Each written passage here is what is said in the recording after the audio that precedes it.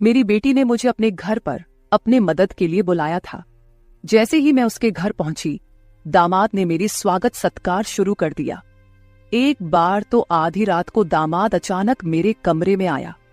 मेरे बगल में आकर उसने मेरी चादर के ऊपर से हाथ फेरते हुए कहा, सासू माँ, आपकी बेटी अब बहुत थकी हुई है, अब वह पुरानी लगने लगी है, अब आप ही मुझे खुश रख सकेंगी।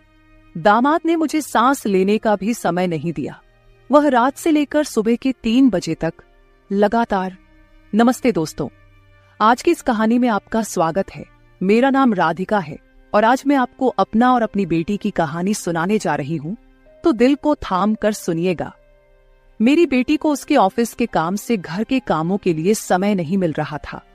एक दिन उसका मुझे फोन आया और उसने कहा, माँ, मुझे घर के कामों में आपकी बहुत जरूरत है, कुछ दिन मेरे पास आओगी क्या? बेटी की चिंता में मैं तुरंत उसके घर चली गई। मुझे देखते ही बेटी से ज्यादा दामाद खुश हो गए। वे मेरी इतनी सेवा सत्कार क्यों कर रहे थे, ये मुझे समझ नहीं आ रहा था। लेकिन दामाद अचानक से बदल गए थे।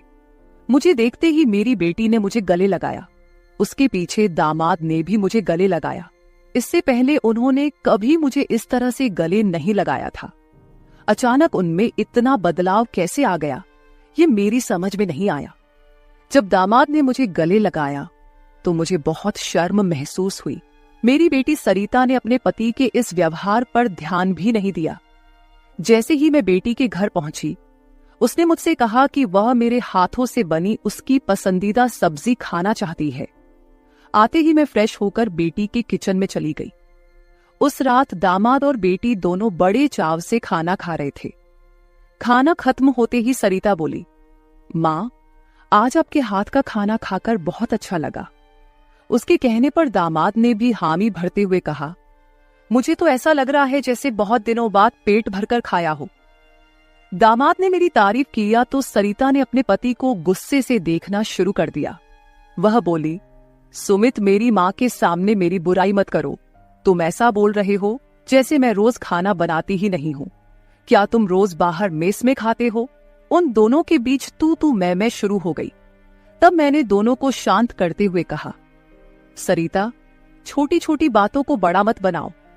दामाद तो बस मजाक में तुम्हारे सामने मेरी तारीफ कर रहे होंगे। वैसे भी रोज तो मैं यहाँ नहीं रहती, तुम ही अपने पति का ख्याल रखती हो। शायद वे सिर्फ हंसी मजाक कर रहे हों। मैंने अपनी बेटी से यह कहा क्योंकि मैं दामाद को कुछ कह नहीं सकती थी। खाना खत्म होते ही सरिता हाथ धोकर अपने कमरे में चली गई। मैं डाइनिंग हॉल साफ करने लगी। मेरी मदद के लिए दामाद थे। वे बोले, सरिता को तो कोई परवाह ही नहीं है। माँ, इतने दिनों बाद आप घर आईं, फिर भी वह पहले ही दिन से आपके ऊपर सारा काम छोड़कर मोबाइल लेकर कमरे में चली गई। यही तो रोज का हाल है। दामाद की बात से सहमत होकर मैंने डाइनिंग टेबल से बर्तन उठाए। तभी दामाद भी मेरी मदद के लिए किचन में आ गए। किचन से जाते वक्त दामाद ने अचानक मेरे हाथ पकड़ लिए। फिर दामाद जी बोले, सासू माँ, सच में आपके हाथों में जादू है। आपके हाथ का खाना खाकर मन बहुत प्रसन्न हो गया। आगे भी मुझे आपके इस तरह के अलग अलग रूप देखने को मिलेंगे। मेरा न कोई साला है और न कोई साली। मेरे ससुराल में तो आप ही एक हैं। अब चाहे साला, साली और बहनोई की हंसी मजाक हो या सासू माँ की देखभाल, ये सभी रिश्ते आपको ही निभाने हैं। अब मैं आपको यहां से जल्दी जाने नहीं दूंगा। मुझे दामाद का प्यार समझ में आया, लेकिन इसके पीछे उनका क्या मकसद था, इस पर मैंने ज्यादा गहराई से सोचा नहीं था। इसी तरह कुछ दिन और बीत गए। मुझे बेटी के घर आए कुछ ही दिन हुए थे। तभी मैंने महसूस किया कि उन दोनों पति पत्नी के बीच कुछ ठीक नहीं था। लगातार 3 दिन से मुझे रात को उनकी बड़बड़ाहट और दामाद की आवाज उनके कमरे से सुनाई दे रही थी। वह बात प्रेम की तो बिल्कुल नहीं थी। उन दोनों के बीच कुछ गड़बड़ थी, ये मुझे साफ महसूस हो रहा था, क्योंकि जब से मैं वहां आई थी मैंने उन्हें कभी साथ में हंसते खेलते नहीं देखा था। एक दिन शाम को सरिता ऑफिस से जल्दी घर आ गई। उसे घर पर देख मैं 2 कप कॉफी लेकर उसके कमरे में चली गई। मुझे उससे थोड़ी बात करनी थी। कॉफी का बहाना लेकर मैं उसके कमरे में गई। मैंने उसके हाथ में कॉफी का कप दिया, लेकिन वह मुझसे बात करने के बजाय मोबाइल में व्यस्त थी। तब मैंने उसका मोबाइल खींचते हुए बोली, सरिता, क्या मुझे यहाँ बुलाने का मकसद यही है कि मैं तुझे मोबाइल खेलते हुए देखूं? मैं आई हूं और तू मुझसे 2 मिनट भी बैठकर बात नहीं कर रही। अरे 2 शब्द मां से तो बोल, और अगर तुझे बात नहीं करनी तो मुझे तुझसे बात करनी है। जैसे ही मैंने उसका मोबाइल छीन लिया, उसका ध्यान मेरी ओर हो गया। वह बोली, बोलो मां, तुम्हें मुझसे क्या इतना जरूरी बात करनी है? तब मैंने उससे कहा, सरिता, तू खुद को इतनी कूल दिखाती है, क्या सच में तू वैसी ही है? क्या सच में तुम्हारे घर का माहौल इतना कूल है? मेरी बातों पर सरिता के चेहरे पर एक सवालिया निशान उभर आया। वह बोली, मां, तुम क्या बोल रही हो? मुझे तो कुछ समझ में नहीं आ रहा। जो बोलना है सीधे बोलो। अब तुम टीचर नहीं हो और ना मैं तुम्हारी स्टूडेंट, जो तुम मुझसे इतने सख्ती से बात कर रही हो। सरिता के कंधे पर हाथ रखकर मैंने उससे कहा, अरे पिछले 3 दिनों से रात को मुझे तुम्हारे कमरे से तुम दोनों की बड़बड़ाहट सुनाई दे रही है। क्या तुम दोनों के बीच सब कुछ ठीक है? अभी तुम्हें बच्चा भी होना है। अभी से ही तुम्हारे बीच अनबन शुरू हो गई है। अभी तो तुम्हें साथ में पूरा जीवन बिताना है। ये सही तरीका नहीं है। मेरी बातों का जवाब देते हुए सरिता बोली, मां, मुझसे कहने के बजाय समीर से कहो, क्योंकि हमेशा वही झगड़ा शुरू करता है। उस दिन भी देखा ना, कैसे वह खाने की टेबल पर मुझे कुछ भी बोल रहा था। फिर वह बोली, मां, अब तुम ही बताओ, मैं ऑफिस में भी थक जाती हूं। ऊपर से घंटों ट्रैफिक में फंसकर घर आना पड़ता है।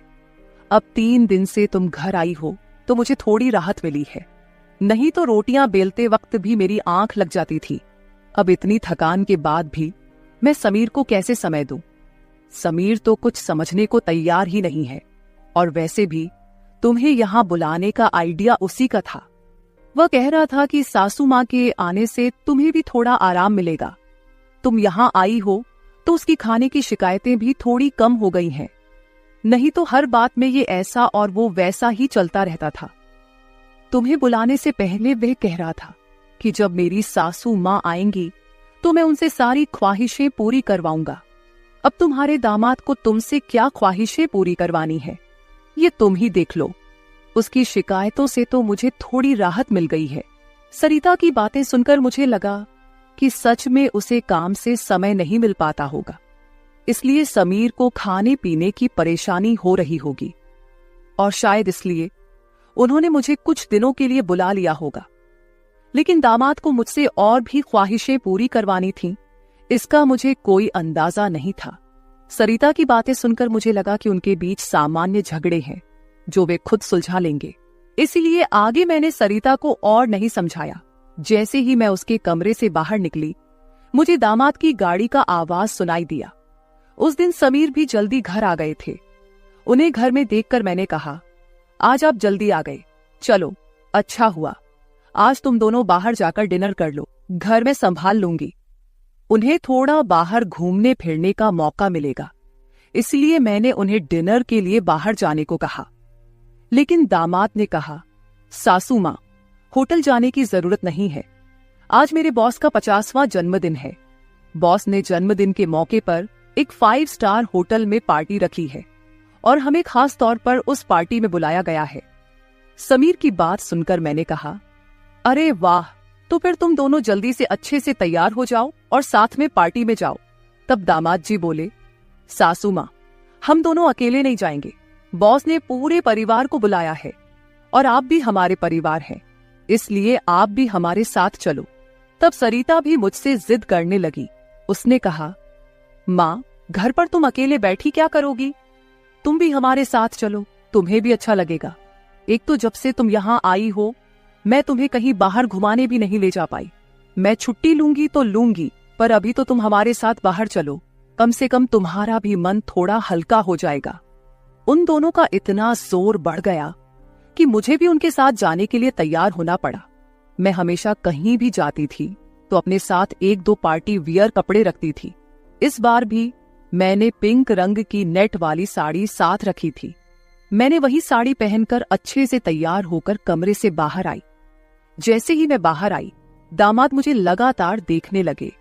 वो मुझे ऊपर से नीचे तक नजर फेरने लगे। उन्होंने कहा, आज आपको सासू माँ कहने में मुझे शर्म आ रही है, क्योंकि आप किसी भी तरह से उम्रदराज नहीं लग रही हैं। आज तो आप किसी हीरोइन से कम नहीं लग रही हैं। दामाद की बातों पर मुस्कुराते हुए मैं बाहर गाड़ी के पास चली गई। कुछ देर बाद घर को लॉक करके बेटी और दामाद भी बाहर आ गए। दामाद मेरी तारीफ कर रहे थे, लेकिन सरिता का ध्यान उस पर नहीं था। लेकिन जैसे ही पार्टी में गए और दामाद के बॉस हमारे पास आए, उन्होंने मुझे देखकर समीर से कहा, समीर, तुम्हारी साली तो बहुत ही सुंदर है। इस पर समीर कुछ बोलते उससे पहले ही सरिता बोली, बॉस, ये समीर की साली नहीं है, ये तो माँ है, ये समीर की सास है।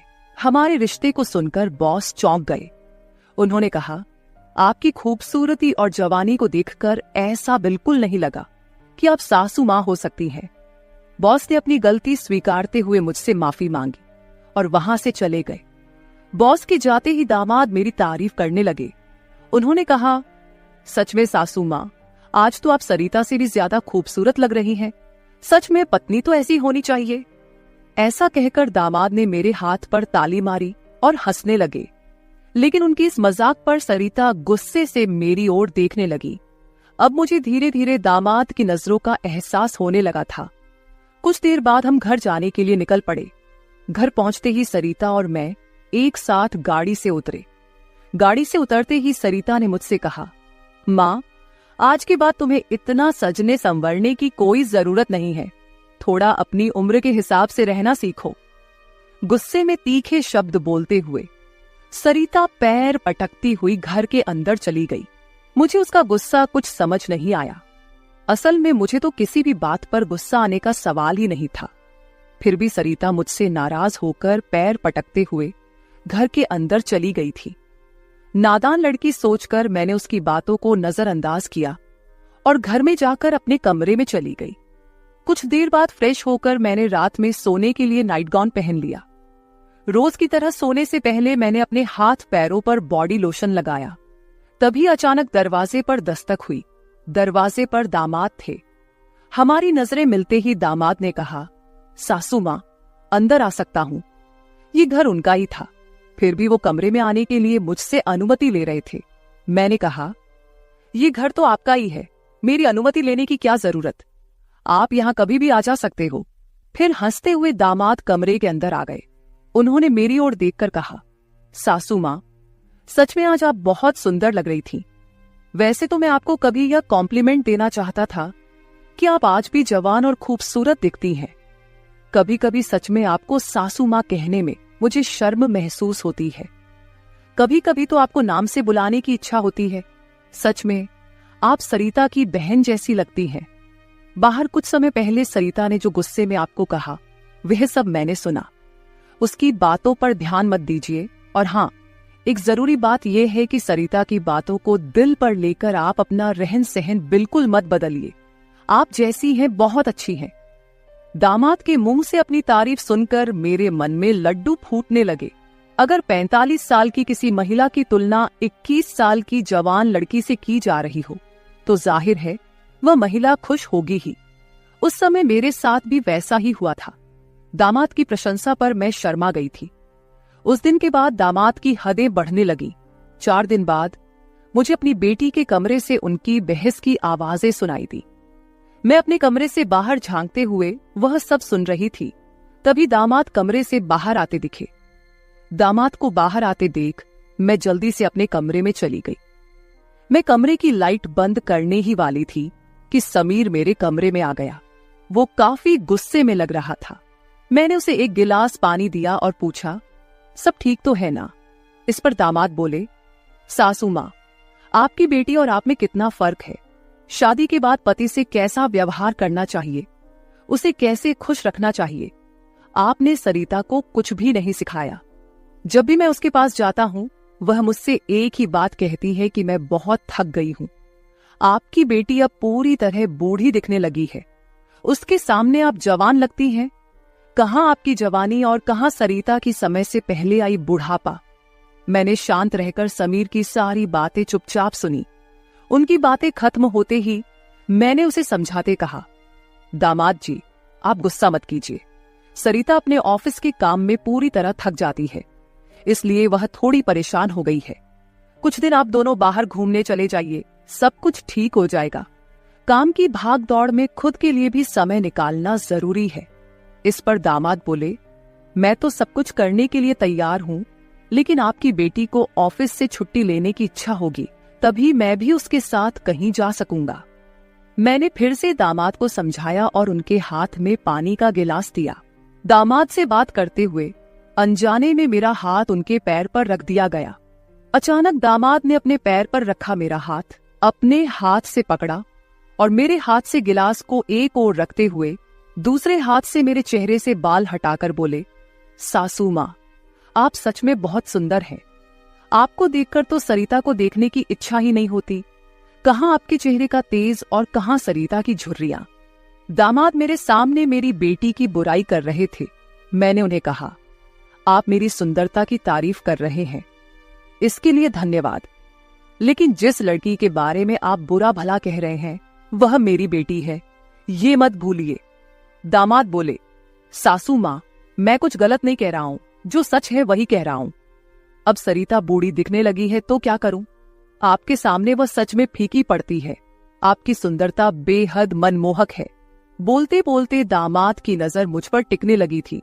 तब मैंने उनसे कहा, अब काफी रात हो गई है, आपको जाकर सो जाना चाहिए, नहीं तो सरिता यहाँ आ गई तो वह और नाराज हो जाएगी।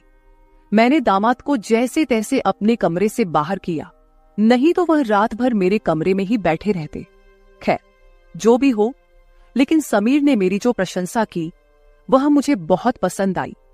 अगले दिन शाम को जब दामाद ऑफिस से घर आए तो उन्होंने कहा, सासू माँ, कल मुझे 2 टिफिन पैक कर दीजिए, और वो भी भरकर। जब से आप मेरा टिफिन बना रही हैं, ऑफिस में मेरी क्रेडिट कुछ ज्यादा ही बढ़ गई है। मेरे दोस्त रोज मेरे टिफिन की तारीफ करते रहते हैं, और आज तो मेरे बॉस ने भी मेरी तारीफ की। सबको लगा कि मेरी पत्नी ने इतना अच्छा खाना बनाया है, लेकिन मैंने सबका भ्रम दूर कर दिया और उन्हें बताया कि यह जादू मेरी पत्नी के हाथों में नहीं, बल्कि मेरी सासू माँ के हाथों में है। कल मेरे बॉस ने आपसे टिफिन मांगा है, और हाँ, टिफिन के साथ आप भी अच्छे से तैयार रहिएगा, क्योंकि बॉस ने आपको भी मिलने के लिए बुलाया है। मेरे दोस्तों को भी आपसे मिलने की इच्छा है। दामाद मेरी तारीफों के पुल बांध रहे थे, तभी सरिता वहीं बैठी थी। बातें करके समीर डाइनिंग हॉल से बाहर चले गए। मैं भी किचन में रात का खाना बनाने जाने लगी। तभी सरिता ने कहा, माँ, तुम्हें अपने दामाद के सामने ज्यादा कूल बनने की कोशिश नहीं करनी चाहिए। मैंने तुम्हें उसी दिन समझाया था कि तुम्हें अपनी उम्र के हिसाब से रहना चाहिए। अब ना तुम नौकरी करती हो, ना पापा है, तो तुम्हें इन सब नखरों की क्या जरूरत है। कल तुम समीर के ऑफिस जा ही रही हो तो एकदम साधारण और सादगी से जाओ। मुझे तुम्हारा यह टाप टिप रहना बिल्कुल अच्छा नहीं लगता। मेरी अपनी बेटी मुझ पर हुक्म चलाने लगी थी। उस समय मुझे सरिता की बातों पर बहुत गुस्सा आया। मैंने उससे कहा, सरिता, उस दिन मैंने तुम्हें बच्चा समझकर कोई जवाब नहीं दिया, लेकिन अब तुम्हारी हिम्मत बढ़ती जा रही है। याद रखना, मैं तुम्हारी माँ हूं, ये मत भूलना। मुझसे बात करते समय अपनी जुबान का ख्याल रखो। एक बात तो तुम्हें भी अच्छे से पता है कि मुझे हमेशा से टापटिप रहने की आदत है। मैं अपनी आदत किसी के कहने से नहीं बदलूंगी। इंसान जितना अच्छा रहता है उतना ही फ्रेश दिखता है, यही मेरा मानना है। तुम चाहे कुछ भी कहो, मैं अपनी रहन सहन नहीं बदलने वाली। अगर किसी को बदलना है तो तुम खुद को बदलो, अपना चिड़चिड़ा स्वभाव बदलो। कभी कभी तो मुझे लगता है कि तुम मेरी ही बेटी हो या नहीं। उस दिन पहली बार मैं अपनी बेटी से इतने गुस्से में बात कर रही थी। इससे पहले सरिता ने भी कभी मुझसे इतने कटु शब्दों में बात नहीं की थी। इसलिए उससे गुस्सा होकर मैं किचन में चली गई। उस रात खाना खाते समय भी मैंने किसी से बात नहीं की। अगले दिन दोपहर के 1 बजे के बाद मुझे मेरे दामाद का फोन आया, तो मैं तैयार होकर उनके ऑफिस जाने के लिए निकली। शाम को मैं और समीर साथ ही घर लौटे। मुझे और समीर को साथ देखकर सरिता और भी ज्यादा नाराज हो रही थी। अब मुझे उसकी नाराजगी से कोई फर्क नहीं पड़ता था। वो तो अपने पति को भी खुश नहीं रख पाई थी। मैंने भी अब उससे किसी तरह की कोई उम्मीद नहीं रखी थी। लेकिन इधर मेरे दामाद अब मुझसे बहुत अच्छे से पेश आने लगे थे। हर 2-3 दिन में वो मुझसे कहते कि उनके ऑफिस में उनके दोस्तों ने या कभी उनके बॉस ने मुझसे मिलने के लिए बुलाया है। उस दिन भी सुबह नाश्ता करते समय दामाद ने मुझसे कहा, सासू माँ, घर के सारे काम जल्दी निपटा लीजिए क्योंकि आज भी आपको ऑफिस जाना है। मैंने उनकी बात पर सहमति जताई। जैसे ही समीर ऑफिस के लिए निकले, सरिता ने मुझे घेर लिया। उसने कहा, माँ, मैं कुछ दिनों से देख रही हूँ रोज तुम अपने दामाद के ऑफिस जा रही हो, शाम को उनके साथ हंसती खेलती घर लौटती हो। अब भी तुम दोनों में सास दामाद का रिश्ता बरकरार है या फिर सीमाएं पार हो गई हैं? उस समय सरिता कुछ ज्यादा ही बोल गई थी। मैंने उस पर जोर से चिल्लाई, फिर भी उसे कोई फर्क नहीं पड़ा। उसने कहा, मुझ पर चिल्लाने की बजाय एक बार यह सोचो कि तुम्हारा और तुम्हारे दामाद का रिश्ता किस मोड़ पर जा रहा है। अगर मेरी बात समझ में नहीं आई तो तुम यहां से जा सकती हो। उसकी बातें सुनकर मेरी आंखों से आंसू बहने लगे। मेरे आंसुओं की परवाह किए बिना सरिता ऑफिस चली गई। उसके बाद 5 घंटे बीत गए, लेकिन मैं अपने कमरे में बैठी आंसू बहाती रही। समीर के लगातार फोन आ रहे थे, लेकिन मैंने फोन उठाने से इनकार कर दिया। 5 घंटे बाद मैंने खुद को संभाला और अपना बैग पैक करने लगी। जैसे ही मैं सरिता के घर से निकलने लगी, दरवाजा खोलते ही मैंने देखा कि बाहर मेरा दामाद गाड़ी पार्क कर रहा था। मुझे अचानक जाता देख उन्होंने मेरा हाथ पकड़ा और सीधे घर के अंदर ले आए। कमरे में पहुंचते ही समीर ने मेरा बैग खाली कर दिया। वह बोले, सासू मां, ये क्या हो रहा है? आप बिना कुछ कहे यहां से क्यों जा रही हैं? मैंने उन्हें सरिता की बात कुछ नहीं बताई। मैंने कहा, मेरे कारण शायद आपके रिश्ते में दूरियां आ रही हैं। अब मुझे भी यहां आए काफी दिन हो गए हैं। मैं अपनी बेटी का घर नहीं तोड़ना चाहती। आप अपने जीवन में खुश रहिए, अब मुझे यहां से जाना चाहिए। मैं फिर से अपना बैग पैक करने लगी। तभी दामाद ने मुझे अपनी ओर घुमाए। फिर मेरे कंधे पर हाथ रखकर उन्होंने कहा, सासू मां, जरूर सरिता ने आपको कुछ बुरा भला कहा होगा। मैंने आपको पहले ही समझाया था कि उसकी बातों पर ध्यान न दे। वह मूर्ख है, उसे खुद को संभालना नहीं आता। मुझे तो लगता कि आपकी बेटी आपसे जलने लगी है। जो लोग जलते हैं वे दुआ नहीं देते, इसलिए आपको भी बेफिक्र होकर ठाठ से रहना चाहिए। समीर मुझे हंसाने की कोशिश करने लगे। मेरी आंखों में आंसू देखकर उन्होंने मेरे आंसू पोंछे और कहा, किसी की बातों से इतना हताश मत होइए, मैं आपके साथ हूं। उनके बोलने में एक अलग ही प्यार था। उस दिन के बाद से रोज रात को जब सरिता सो जाती, समीर मेरे कमरे में आने लगे। अब उनका मेरे कमरे में आना मुझे खटकता भी नहीं था, क्योंकि हमारा रिश्ता एक अलग ही मोड़ पर जाने लगा था। अब समीर मेरे सिर्फ दामाद नहीं रहे। 4-5 दिन से समीर मेरे कमरे में आ रहे थे। कुछ दिन बाद अचानक मेरे मन में ख्याल आया कि अगर सरिता को यह सब पता चल गया तो, इसलिए मैं समीर के सामने यह सवाल रखी। मैंने कहा, समीर, तुम रोज रात को सरिता की नजरों से छुपकर मेरे कमरे में आते हो, लेकिन क्या तुम पक्का करते हो कि वह गहरी नींद में होती है? अगर तुम्हारी लापरवाही के कारण सरिता अचानक मेरे कमरे में आ गई और उसने यह सब देख लिया तो क्या होगा? इस पर समीर ने कहा, सासू मां, कभी न कभी हमें इस स्थिति का सामना करना ही होगा। जो काम मेरी पत्नी को करना चाहिए था वह आपने किया, इसमें आपकी क्या गलती है? उसे वक्त रहते सब कुछ समझना चाहिए था। अब वक्त उसके हाथ से निकल गया है। आप ज्यादा चिंता मत कीजिए, नहीं तो आपके चेहरे पर भी झुर्रियां आने लगेंगी। आप चिंता मत करें, बस सरिता के सामने इस रिश्ते को स्वीकार करने का साहस रखिए। हम दोनों बात कर ही रहे थे कि अचानक सरिता कमरे में आ गई। मैंने उसका नाम लिया ही था कि वह वहां मौजूद हो गई थी। हम दोनों सास और दामाद एक दूसरे को देखने लगे। सरिता तो हमें साथ देखकर हमारी ओर बस देखती ही रह गई थी। उसने कहा, मुझे तुम दोनों पर पहले ही शक हो गया था। समीर, तुम्हें क्या लगा कि तुम रोज रात को मुझे चकमा देकर जाते हो और मुझे इसका बिल्कुल पता नहीं चलता? मैं तो बस मौके का इंतजार कर रही थी, क्योंकि मुझे तुम दोनों को रंगे हाथ पकड़ना था। अब तो मैंने तुम्हारी सारी बातें रिकॉर्ड कर ली हैं और तुम्हें इस हालत में भी देख लिया है। सरिता बोल ही रही थी कि तभी समीर का फोन बजा। उसने मेरा हाथ छोड़ दिया और कमरे से बाहर चला गया। थोड़ी देर पहले जब वह मुझे समझा रहा था तो उसने मेरा हाथ पकड़ रखा था।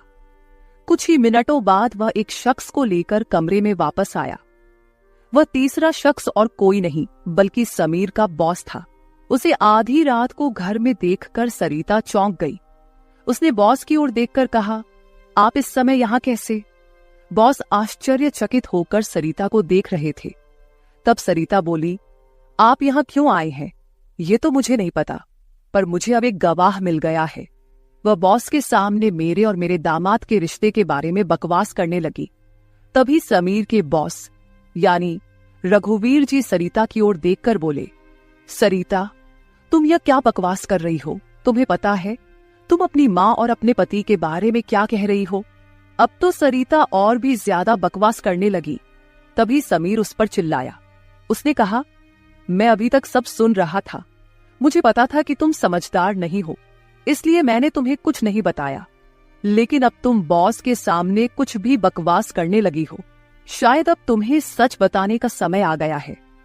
मैं समीर को शांत रहने के लिए कह रही थी, लेकिन उसने मेरी एक न सुनी। वह बोला, माँ, अब और कितने दिन आप यह सब बातें छुपाकर रखेंगी? इस तरह मन मारकर जीवन को सुखमय नहीं बनाया जा सकता। जीना है तो खुले दिल से जियो। आपको किसी से डरने की जरूरत नहीं है, क्योंकि आपने कोई अपराध नहीं किया। समीर ने सरिता से कहा, सरिता, पिछले कुछ दिनों से मैं इस कमरे में आ रहा हूं, ये सच है। लेकिन मैं इस कमरे में क्यों आ रहा था, इसका कारण वो नहीं है जो तुम सोच रही हो। इसका असली कारण कुछ और ही है। मैं यहां इसलिए आता था ताकि अपने बॉस को तुम्हारी माँ के कमरे में सुरक्षित छोड़ सकूं। मैं तुम्हारी माँ के साथ नहीं बल्कि मेरे बॉस होते थे। जिस दिन हम बॉस के जन्मदिन की पार्टी में गए थे, उस रात जब हम पार्टी से घर लौटे थे, तो मैंने तुम्हारी माँ को उनके कमरे में रोते हुए देखा था। उसी रात बॉस ने मुझसे तुम्हारी माँ का फोन नंबर भी लिया था। उस रात बॉस बार बार तुम्हारी माँ को फोन कर रहे थे। उस रात जब मैं अचानक तुम्हारी माँ के कमरे में गया, तो मैंने उनके फोन में बॉस के कई मिस्ड कॉल देखे। अगले दिन मैंने बॉस से इस बारे में पूछा, तभी मुझे सच्चाई पता चली। एक समय था जब तुम्हारी माँ और बॉस एक ही कॉलेज में पढ़ते थे। इतना ही नहीं, उन दोनों के बीच प्यार भी था, लेकिन घर वालों के दबाव के कारण वे अपना जीवन एक साथ नहीं बिता सके। पर किस्मत ने 30 साल बाद उन्हें एक बार फिर से आमने सामने खड़ा कर दिया। तुम्हारी माँ कुछ बोलने के लिए तैयार नहीं थी, लेकिन बॉस की वजह से मुझे उन दोनों के रिश्ते के बारे में पता चला। तब से मैंने जानबूझकर कभी दोस्तों का बहाना बनाया तो कभी बॉस का, ताकि तुम्हारी माँ और बॉस को एक दूसरे से मिलवा सकूं। धीरे धीरे मैंने तुम्हारी माँ के चेहरे पर खुशी देखनी शुरू की। वह भी अपना पुराना रिश्ता जीने लगी, लेकिन तुमने इसे गलत समझा और माँ पर गलत आरोप लगाए। तुम्हारे आरोपों के बाद तुम्हारी माँ ने घर से बाहर निकलना बंद कर दिया। तब से मैंने इस प्रेमी जोड़े की मुलाकात अपने घर में ही करानी शुरू कर दी। तुम्हारी माँ जानती थी कि तुम इस उम्र में उनके और बॉस के रिश्ते को स्वीकार नहीं करोगी, इसलिए उन्होंने कभी तुमसे खुलकर बात नहीं की। लेकिन अब मुझे लगता है कि उन्हें अपनी जिंदगी का फैसला खुद करने देना चाहिए। सरिता बोली, समीर, तुम मेरी माँ को उनके प्रेम से मिलने के लिए इतना प्रयास कर रहे थे। तुम दामाद होकर भी कोई आपत्ति नहीं कर रहे थे और मेरी माँ को एक बार फिर से जीने का मौका दे रहे थे। मैं आगे बढ़ी और सरिता से आंसू भरी आंखों के साथ बोली, मुझे माफ कर दे बेटी, मुझे इस उम्र में यह सब नहीं करना चाहिए था। मुझे रघुवीर से फिर से नहीं मिलना चाहिए था। लेकिन तू चिंता मत कर, सुबह होते ही मैं यहां से चली जाऊंगी। मैं रघुवीर से कभी नहीं मिलूंगी। इस उम्र में मुझे यह बातें तुम्हारे मुंह से सुनने से पहले ही मैं यहां से चली जाती हूं। मेरी आंखों में आंसू देखकर सरिता बोली, मां, मुझे माफ कर दो। मैंने तुम्हें समझा ही नहीं, ना मैंने कभी तुम्हारे अकेलेपन को महसूस किया। अब वो समय तो बीत गया, पर अगर तुम मेरे लिए जी सकती हो तो फिर मैं तुम्हारी खुशी में क्यों नहीं शामिल हो सकती। तुम्हारे समय में दादा ने तुम्हारी शादी नहीं होने दी होगी, लेकिन अब मैं उनके नक्शे कदम पर नहीं चलूंगी। मैं तुम्हें और बॉस को आपके आगे के जीवन के लिए ढेर सारी शुभकामनाएं देती हूं। बॉस मुझे मेरे पिता के रूप में स्वीकार है। बेटी की सहमति सुनकर मेरी आंखों में आंसू भर आए। रघुवीर भी मेरी तरह ही अपने जीवन में अकेले थे। अगले 3 दिनों के भीतर मेरी और रघुवीर की रजिस्टर्ड मैरिज मेरी बेटी और दामाद की मौजूदगी में हो गई। शायद ये पहली बार हुआ होगा कि एक बेटी ने अपनी मां की विदाई की थी। मेरी विदाई के समय मैंने सरिता को एक सीख दी। मैंने उससे कहा, सरिता, पैसा सब कुछ नहीं होता, इसीलिए हमेशा पैसे के पीछे भागना छोड़कर कभी अपने परिवार पर भी ध्यान देना चाहिए। कर्तव्यों से भागकर ना तो जीवन पूरा होता है, ना ही खुशियां मिलती हैं। अब समय आ गया है कि तुम अपनी जिम्मेदारियों पर ध्यान दो। सरिता ने मुझसे वादा किया कि आगे से वो अपने घर की जिम्मेदारियों को निभाने में पीछे नहीं हटेगी। मेरी विदाई होते ही सरिता ने पूरे 20 दिनों की छुट्टी ली। शादी के 2 साल बाद मेरी बेटी और दामाद एक बार फिर हनीमून पर गए। तो दोस्तों, शादी और प्यार की कोई उम्र नहीं होती। जहां दिल मिलते हैं वहीं रिश्ते भी अपने आप बन जाते हैं। बस जरूरत होती है एक दूसरे को समझने की। तो मेरे प्यारे दोस्तों, यह थी हमारी आज की छोटी सी कहानी। आपको ये कहानी कैसी लगी कमेंट करके जरूर बताएं।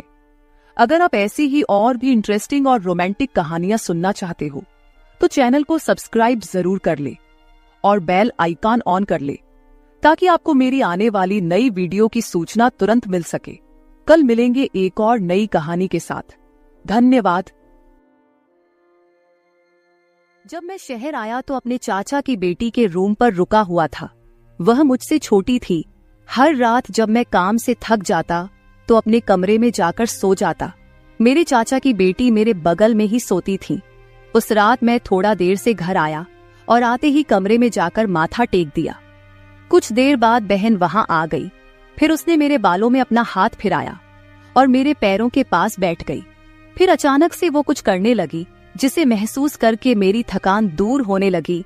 फिर वह बोली, जब तक तुम्हारी थकान दूर नहीं हो जाती तुम्हें आराम नहीं मिलेगा। फिर बहन पूरी रात मुझे। हेलो दोस्तों, आज की इस कहानी में आप सभी का स्वागत है। मेरा नाम सचिन है। मैं जिस लड़की के कमरे में रुका था मुझे लगा कि वह छोटी है, लेकिन वह बिल्कुल भी छोटी नहीं थी।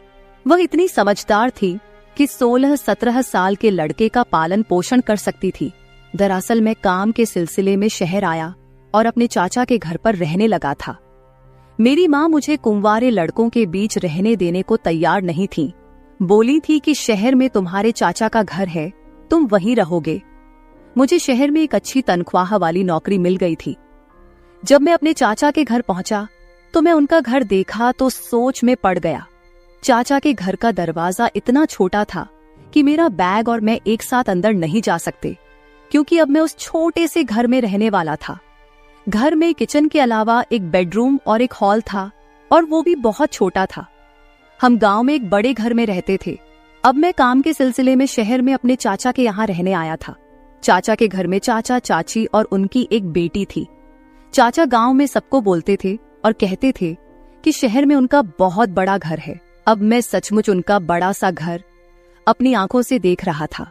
चाचा की बेटी अब 18 साल की हो गई थी। उसका नाम अंजलि था। मुझे नहीं पता था कि 18 साल की अंजलि इतना कुछ जानती होगी। जब अंजलि मेरे लिए पानी का गिलास लेकर आई तो मैं उसे देखता ही रह गया, क्योंकि अंजलि जब 6 साल की थी तब मैं उससे मिला था और अब वह 18 साल की हो चुकी है। अब वो और भी खूबसूरत लग रही थी। फिर मैं पानी पिया। इसके बाद चाची मेरे लिए नाश्ता बनाने लगी। चाचा भी मुझसे मिलकर खुश हुए। माँ ने उन्हें पहले ही बता दिया था कि सचिन शहर में तुम्हारे घर पर रहेगा। मैं अपने चाचा को उनके घर पर रहने के लिए प्रति माह 6,000 रुपये देने जा रहा था, इसलिए चाची और चाचा को मेरे रहने से कोई दिक्कत नहीं थी। दूसरी तरफ अगर मैं उनके घर फ्री में रह रहा होता तो चाची मुझे 2 दिन से ज्यादा रुकने नहीं देती।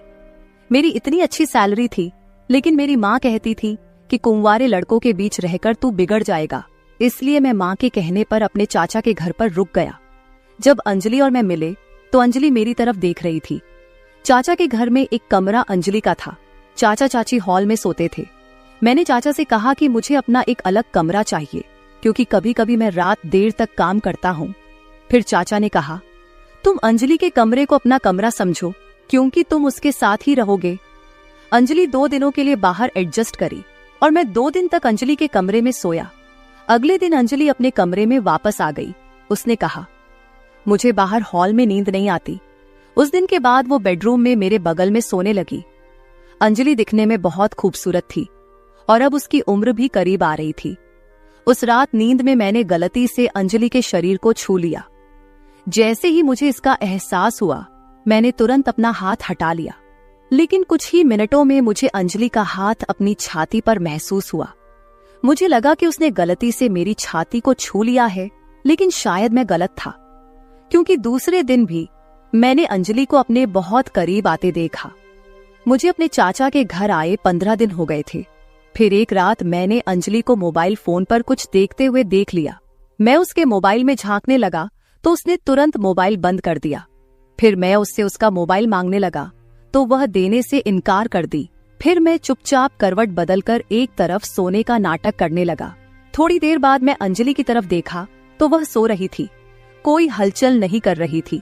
इसलिए मैं उसका मोबाइल फोन लेने के लिए उसकी तरफ हाथ बढ़ाया, क्योंकि उसका मोबाइल फोन उसके सर के पास था। तभी वह करवट बदलकर सीधी हो गई, जिसके कारण मेरा उसके वजूद को पकड़ लिया। तभी मेरा नजर उसके फेस पर पड़ा। वह थोड़ा मुस्कुरा रही थी, तो मैं समझ गया कि वह सोई नहीं बल्कि जगी हुई है। उसके बाद मैं जल्दी से उसको पलटकर मोबाइल फोन ले लिया। तभी वह हंसने लगी और मैं जल्दी से मोबाइल फोन खोलने लगा, लेकिन मोबाइल फोन पर लॉक लगा हुआ था, इसलिए मैं उसे खोल न पाया। शायद इसीलिए अंजलि इतना हंस रही थी। फिर मैंने उससे बिना बोले चुपचाप सो गया। फिर कुछ दिन बीतने के बाद अगले महीने की 3 तारीख को मुझे मेरा वेतन मिल गया। फिर चाचा के घर को अपना घर समझकर मैंने बहुत सी चीजें खरीदी और चाचा के घर आ गया। अंजलि के लिए एक नायरा सूट और चाचा के लिए फॉर्मल यूनिफॉर्म, चाची के लिए साड़ी और खाने का सामान, मैं सब कुछ ले आया था। चाची वो सब देखकर बहुत खुश हुई। अंजलि अब मुझसे हंसकर बातें कर रही थी। ऐसे ही एक रात जब मैं पानी पीने के लिए उठा तो मुझे अंजलि अपने पास नहीं दिखी। मैंने अपने कमरे का दरवाजा खुला पाया तो मैं बाहर जाकर देखा तो रात के 1 बजे अंजलि ने हॉल का पर्दा हटा दिया था और हॉल में झांक रही थी। मैं यह देखने के लिए उसके पीछे खड़ा हो गया कि वह इतनी रात हॉल में क्या देख रही है।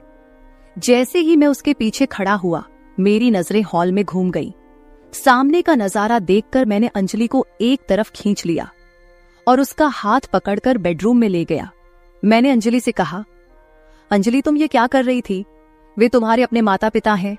रात को मम्मी पापा के निजी समय में ताक झांक करना सही नहीं है। अंजलि को इस तरह चाचा चाची की तरफ देखता देखकर मैं थोड़ा गुस्सा हो गया, तो उसने मुझसे माफी मांगी और कहा कि भाई इसके बारे में किसी को मत बताना, मैं आज के बाद ऐसा कुछ नहीं करूंगी। अंजलि जो कर रही थी उसमें उसकी इतनी भी गलती नहीं थी। चाचा को अब एक बड़ा घर खरीद लेना चाहिए था, क्योंकि उनकी बेटी अब बड़ी हो रही थी, तो उन्हें इस बात का एहसास होना चाहिए। अगले दिन मैंने चाचा से कहा, चाचा अब आपको एक बड़ा सा घर खरीद लेना चाहिए। अब हमारी मायरा बड़ी होती जा रही है, उसे भी अपना अलग कमरा चाहिए और आपको भी अपना अलग कमरा चाहिए। चाचा ने कहा, घर में हम 3 लोग हैं, 3 लोगों के लिए ज्यादा बड़े घर की क्या जरूरत है? अब तुम घर में चौथे व्यक्ति हो, फिर भी हमें रहने में कोई दिक्कत नहीं हो रही है, तो फिर बड़ा घर क्यों चाहिए? जवाब सुनकर मेरा चेहरा उतर गया। चाचा से बात करते समय मेरा फोन बजा।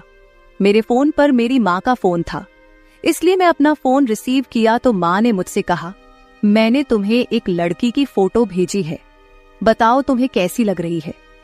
मैंने कहा, माँ मुझे लड़की की फोटो बहुत अच्छी लगी।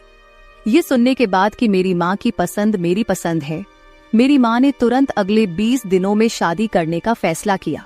शादी के बाद कुछ दिनों की छुट्टियों के बाद मैं नौकरी के लिए शहर आने लगा।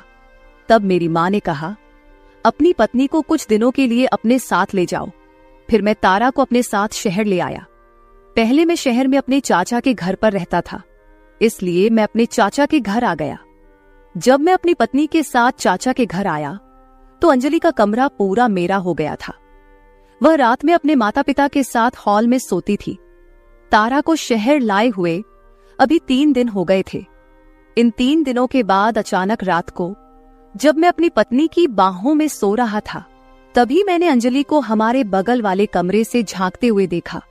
उसे देखकर मैं तुरंत तारा को छोड़कर बिस्तर से उठकर बैठ गया। मुझे उठता देख अंजलि तुरंत दरवाजे से हट गई। फिर मैं सोचने लगा कि अगर तारा को यह शहर का माहौल पसंद आया तो मैं तुरंत अगले महीने हमारे लिए वहां एक अलग कमरा तलाश कर लूंगा। लेकिन 5वें ही दिन तारा ने उस शहर को ना कहना शुरू कर दिया। उसने कहा, मैं यहां ज्यादा देर तक नहीं रह सकूंगी, मुझे गांव में रहने की आदत है, मुझे न तो यहाँ का पानी पसंद है और न ही यहाँ की हवा। फिर अचानक तारा की तबीयत खराब हो गई। इतने समय तक रहने के बाद मुझे उस पानी से कोई परेशानी नहीं हुई थी, लेकिन तारा को दर्द होने लगा, इसलिए वह गांव जाने की जिद करने लगी। उसकी तबीयत बिगड़ती जा रही थी, इसलिए मैंने उसे गांव भेज दिया। उसके बाद मैं अपने चाचा के घर पर अकेला रहने लगा। मैं तारा से उतना खुश नहीं था जितना मुझे होना चाहिए था, क्योंकि मैंने उसकी जो तस्वीर देखी थी वो बहुत चमकदार थी और वो शादी में चमक भी रही थी। लेकिन जब शादी के बाद उसने अपना मेकअप उतारा तो उसे देखकर मैं बहुत परेशान हो गया, क्योंकि आसमान वाले तारा की तरह मेरी तारा नहीं थी। वह थोड़ी सांवली थी। मुझे एक गोरी पत्नी चाहिए थी, लेकिन अब क्या करे जब शादी हो गई और वह पवित्र भी है। इसलिए मैं उस पर विश्वास करके उसके साथ अपना जीवन बिताना चाहता था। अब तारा गांव चली गई थी तो मेरे लिए और भी ठीक था।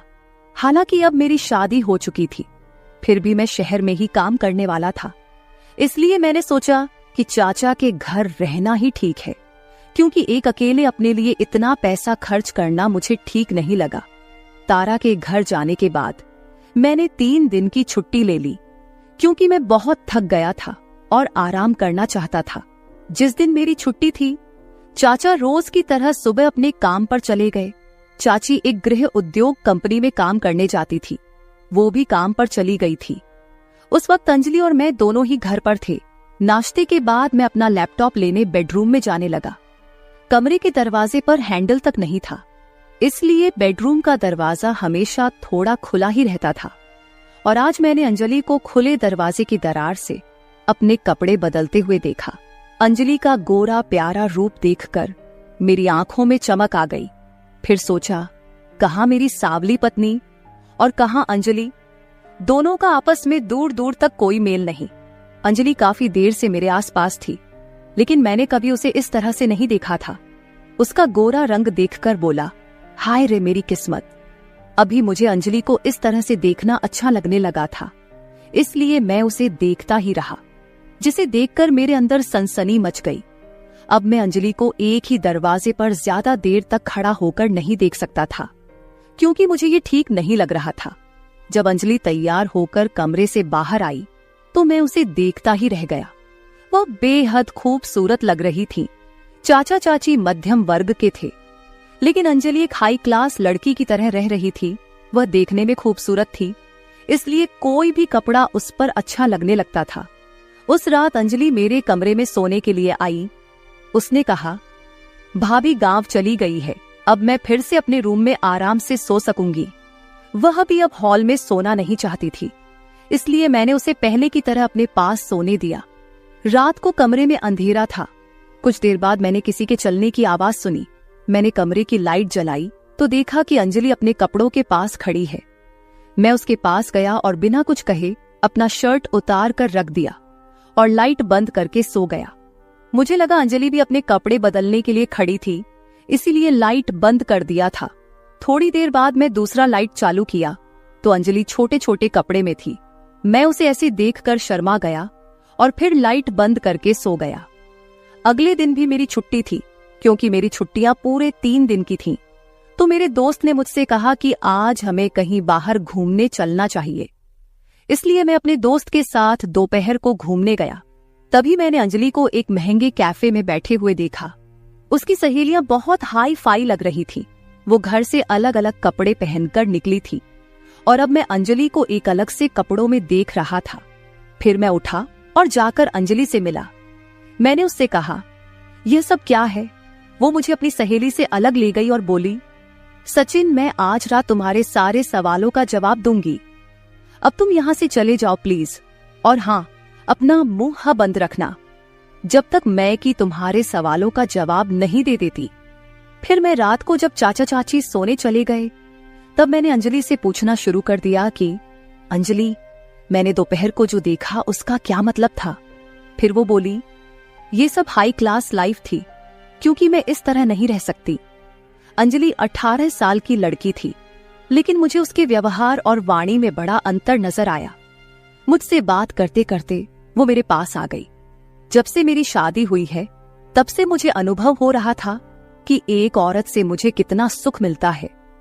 और अब अंजलि जैसी खूबसूरत लड़की को अपने पास देखकर मैं अपने होश खोने लगा था।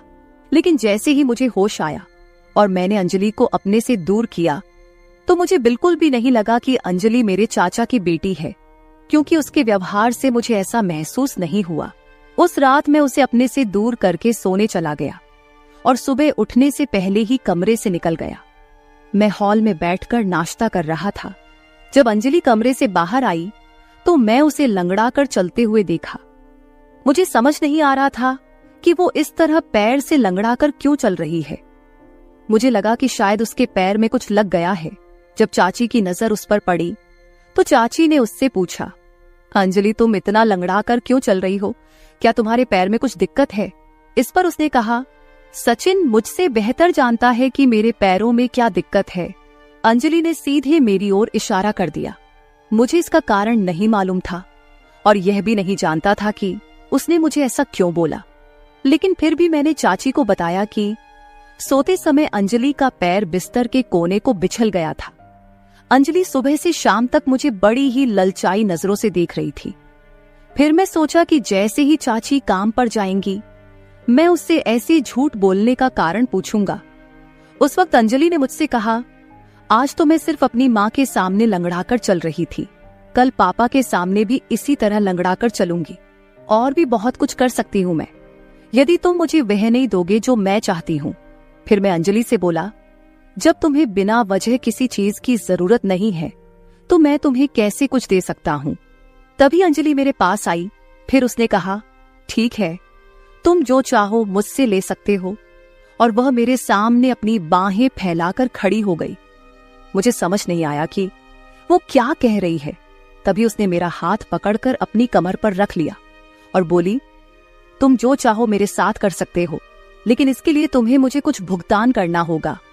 तब मुझे याद आया, कल रात को भी शायद अंजलि मेरी पैंट से कुछ पैसे ही निकाल रही थी, लेकिन फिर भी मैंने उससे कुछ नहीं कहा। लेकिन अब तो वो चरम सीमा पर पहुंच गई थी। वह पैसों के लिए इतनी कम उम्र में अवांछित काम करने को तैयार थी। उसने जबरदस्ती मेरा हाथ अपनी कमर पर रख लिया। मैंने उससे बोला कि यह सब गलत है, लेकिन वह एक न सुनी और फिर उसने मुझे कसकर पकड़ लिया। फिर जैसे तैसे करके मैं अंजलि से दूर हुआ। उसने मुझे वापस अपने पास खींच लिया। फिर वह बोली, अब हमारे बीच कोई नहीं है, तुम मुझसे जो चाहो ले सकते हो। अंजलि बात कर ही रही थी कि तभी दरवाजे पर चाची आ गई। चाची ने जब हमें देखा तो उस समय अंजलि मुझसे ज्यादा दूर नहीं थी। चाची ने अंजलि से कहा, अंजलि तुम ये सब क्या करने जा रही हो? अंजलि ने बिना डरे चाची से कहा, मैं क्या गलत कर रही हूँ? मैं भी एक अच्छी हाई क्लास जिंदगी जीना चाहती हूँ, तो मैं वही कर रही हूँ जो आप करते हैं।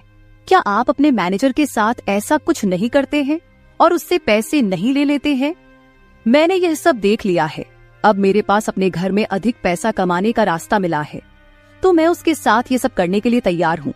फिर चाची अंजलि पर चिल्लाई। उन्होंने अंजलि से कहा कि तुम बहुत बेवकूफ हो, तुम्हें बड़ों से बात करने की बिल्कुल भी समझ नहीं है।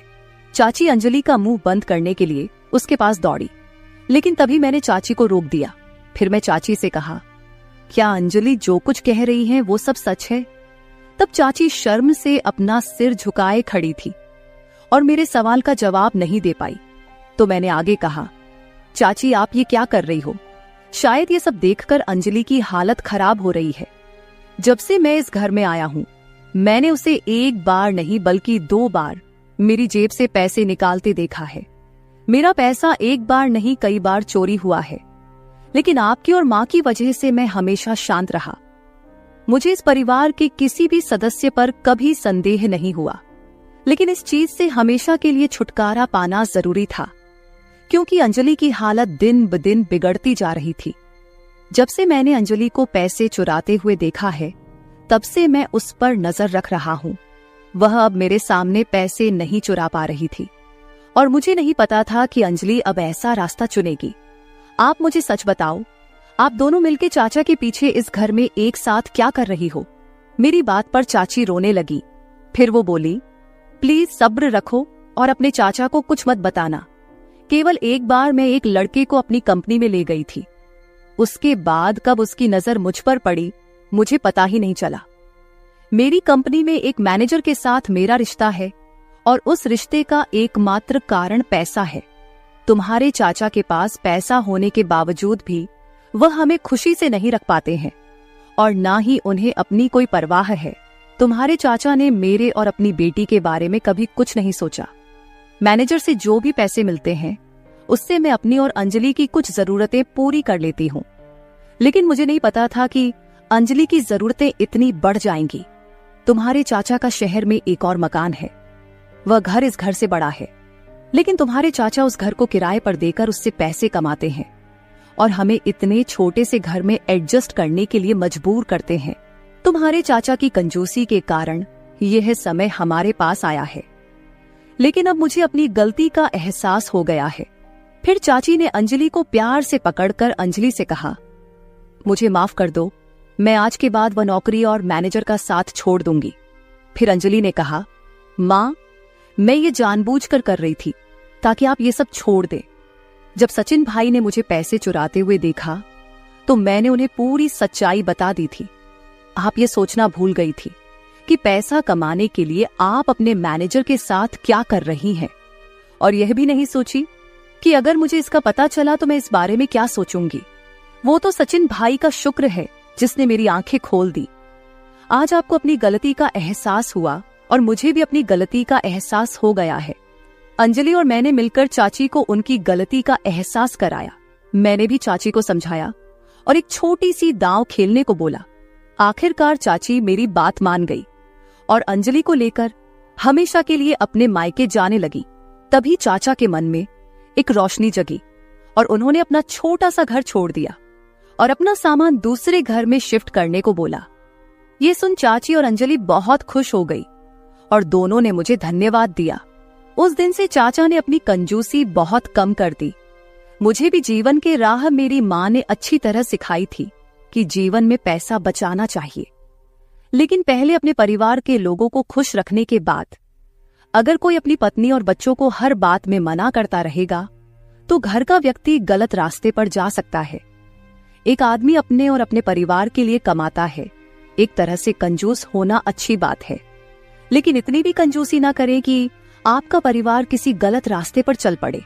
निर्देश, हमारी कंजूसी के कारण कभी कभी हमारे घर का कोई व्यक्ति दुर्भाग्य की ओर जा सकता है। हमें इस बारे में भी सोचना चाहिए। पैसा बचाएं, लेकिन इतना भी नहीं कि आप अपना जीवन जीना ही भूल जाएं। तो मेरे प्यारे दोस्तों, ये थी हमारी आज की छोटी सी कहानी। आपको यह कहानी कैसी लगी कमेंट करके जरूर बताएं।